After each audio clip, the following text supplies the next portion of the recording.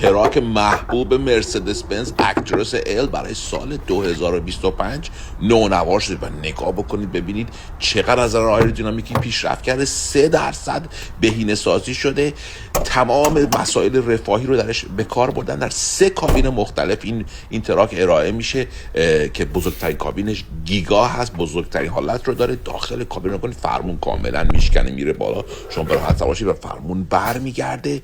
تا این کاندوما رو از روی این دستگیرهاش در بیاریم، بعد نگاه بکنید اسکرین رو باز کنید، 2 تا دونه اسکرین بزرگ 12.3 اینچی و این استارت دلانگیز، بسیار خوب صدای بوق. فناوری و امکانات دیجیتال در این مدل واقعا جذابه. همونطور که میبینید مرسدس بنز تمام تکنولوژی سواری رو روش بکنه. این اهرام چند منظوره که دست دنده هم هست و به راحتی به راننده امکان میده که امکانات ماشین رو در اختیارش بشه. دنده عقب، دوربین عقب، این دستگیره هم چراغ‌ها، راهنما و برف بالکن رو برای شما کنترل میکنه.